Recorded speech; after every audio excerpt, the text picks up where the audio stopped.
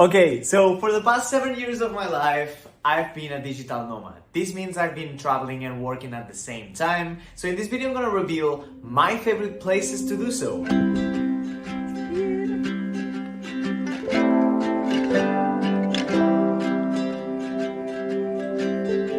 Let's start with the one that everybody talks about, and this is Bali, specifically Canggu. Canggu, it's the digital nomad capital of the world. It's a place where you can find cafes with great internet, where you can live on a cheap price. However, it's getting very crowded. And even though a lot of people are gonna discourage you to go there because of how crowded it's getting, you want to avoid the crowds, go a little bit west or go a little bit north, go a little bit outside of Canggu itself to places like Sese, and you will actually still have some nature. Don't say it too loud because I don't want all of these places to get even more crowded, you know. But yeah, an alternative to Canggu, it's Ubud, which is more of a spiritual town. It's also pretty well equipped with internet, so you'll find cafes with good internet and co-working spaces both in Canggu and Ubud. There's many co-working spaces. You can find like-minded people that also work from their laptops. So great destination. Bali is still great. Don't get discouraged by it. There's a lot of traffic. There's a lot of problems with Bali right now with the mass tourism. So try to avoid the most crowded seasons, but definitely consider it if you're trying to find like-minded people and you want the island life. Okay, the next destination I'm gonna talk about is in the Philippines, and it's Siargao. Now, the Philippines is not the best for internet. It's not.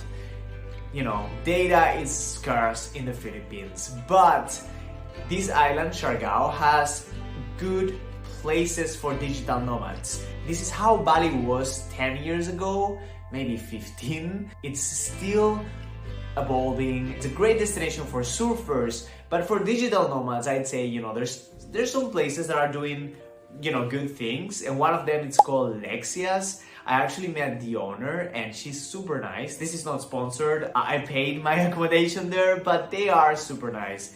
And Maria, she gets a lot of dogs in the place. She has a Starlink and Wi-Fi, so you know, it's great for that. Great connectivity, a great place to work. They just installed a pool there, so there's also a pool.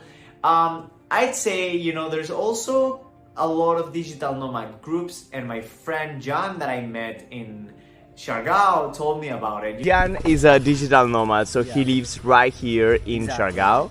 You know, as a Siargao digital nomads, one thing that I can suggest you is that, you know, power outages and some other stuff that, you know, I've experienced that, yeah. But nothing to worry because there are hostels, hotels that had a backup generators. Even though there's like a power outages, there's co-working spaces, so you can still rely on it. You can watch the whole video about Siargao right here. Now, Manila, which is the capital, it's great for digital nomads, kind of. The cafes are not really used to digital nomads. I made a whole video also about digital nomads live in Manila, which you can watch right here, but it's definitely not 100% a great round digital nomad destination.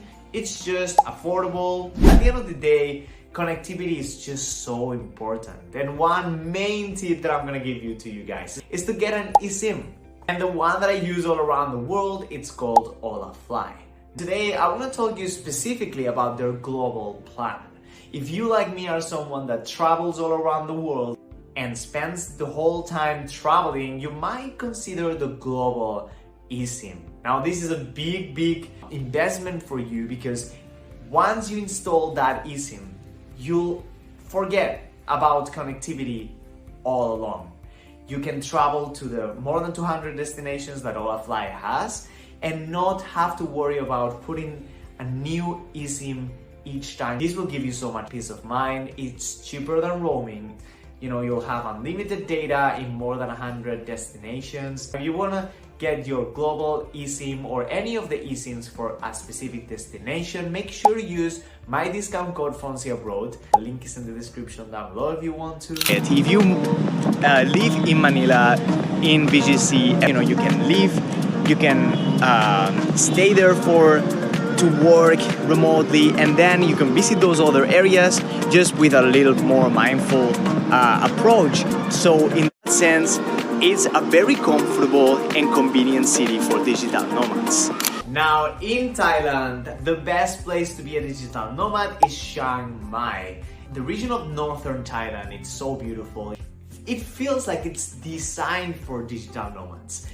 There's great internet in the cafes. There's a whole community of especially web developers and people who work in marketing, entrepreneurs. In Chiang Mai, you'll find people with different ideas in multiple sides of it. The good thing about Chiang Mai is that it's so cheap to stay, to find a place. It's such a charming city. It's so beautiful, so calm, in contact with nature. You can explore nature, and it's so close. One big tip about Chiang Mai, it's to avoid to go during the smoky season, because from January to March, it's almost unbearable. It's the time where they burn the fields, so it's very bad for the lungs. It's very contaminated, the air. This is just a specific time of the year that I wouldn't recommend you guys to be there. But the rest of the year, amazing. In Thailand, you'll also find the capital, Bangkok, which is a great place to live. It's a great city. I rediscovered Bangkok by visiting my friend Oliver, and they just show me around how is it, the different co-working spaces that are there, the budget for it to be such a big city, it's pretty decent. It's a great city for digital nomads. Internet, it's great, a great destination, and definitely recommend to go to Bangkok. In Thailand, if you're more into the island, I would recommend you to go to an island that it's one of my favorites, which is Koh Phangan.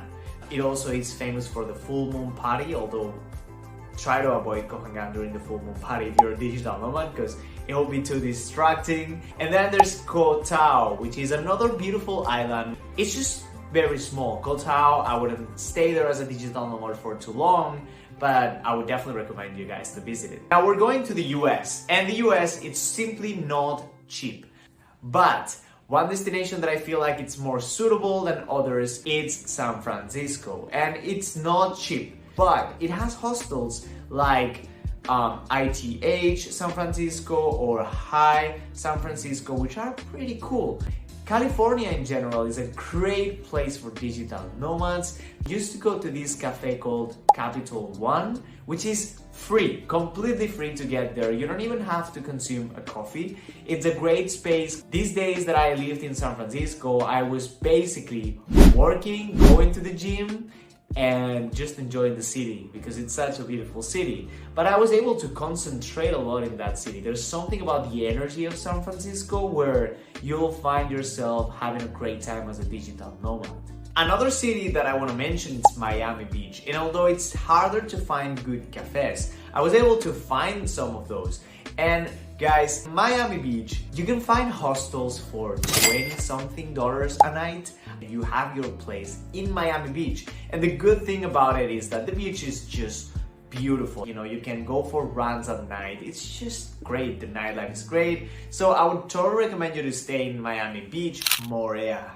This is in French Polynesia, and although I've never seen anybody talk about French Polynesia being a digital nomad destination, I'd say French Polynesia, it's just not that explored yet. I did a whole video about French Polynesia on a budget. A lot of people think it's very expensive, but I proved in this video to you guys that it's not that expensive. And right now there are flights from the US for $200 and something. Let's say 300 more or less. And then there are places like the one that I stayed in Moorea, which I was paying $30 a night only. And the best island in French Polynesia to be a digital nomad at, it's Moorea. Tahiti is the most populated one. If you want the island life and beaches like this one, this beautiful, I had this beach 10 minutes away from my hostel. It was so nice. I also stayed in a guest house and I was only paying this amount of money. It's insane. Everything in French Polynesia, do it in advance because there's not that many hotels, there's not that many options, and it gets booked really, really fast. However, yes, being able to swim with humpback whales, go to this beach, I would go back on a heartbeat. And this place had good internet, so I was able to work and then go to these adventures that were just so amazing. So definitely bring your laptop to Morea. Now, last but not least, I'm gonna talk about Mexico. And Mexico City, it's such a great hub. You know, I loved it. It's cheap, it's amazing food. Now, apart from Mexico City, if you go to Yucatan, you have to be careful because there's a lot of places that are very expensive, like Cancun in the beach or the beach area of Tulum are so expensive. If you go to hostels like the Mayan Monkey hostels, you'll find places where, you know, there's co-working spaces, you can work, and then at night you can party, have fun, meet people, you can go to the beach during the day. Those are great places. So if you don't want to get the local experience, go to Playa del Carmen, which is a great city with some local places. Of course, if you go to places like Valladolid or Merida, which are way more local and definitely a cheaper one and more authentic. Now, also I wanted to include in this list Barcelona, my city. I live here and it's definitely not the cheapest. Now this again, accommodation is not cheap. If you're staying here, make sure to come on a low season so you can find a good hotel or hostel. There's many hostels here in Barcelona. You have to try to find places with good reviews for food, where you can see that there's value and that the locals go to. So I'm here with Nisha, and what do you think? Like, I feel like it's so important to find someone to work with, right? As a digital nomad. I agree. I actually think like I'm so lucky that to have you to co-work. In general, like you just think like you need to have someone who supports you while you're co-working, and I think we've found a lot of places in Barcelona where we can actually go co-work. And I think like to co-work with someone is the best thing as a freelancer, to be honest. Definitely. Go to the more local places to have a more relaxed digital nomad life. In the city center, there's a few, and I actually like places, you know, cafes around Urquinaona and Tetuan. Those areas are great with good cafes to work at, so definitely try those too. However, it's a beautiful city. Barcelona is just magical, and I discovered how amazing my city is, and that's where I am right now. So I wanted to include it on the list because I'm working a lot here. I didn't know Barcelona was going to be like that, but I've discovered it is. So just get out there, look for your community anywhere you are. I hope this recommendation make it easier, because those places I listed in this video are definitely places where I've proven myself that I can have a digital nomad life at. Thank you guys for watching this video. Make sure to subscribe, give a like, and I'll see you guys on the next adventure. Keep being digital nomads and see you soon.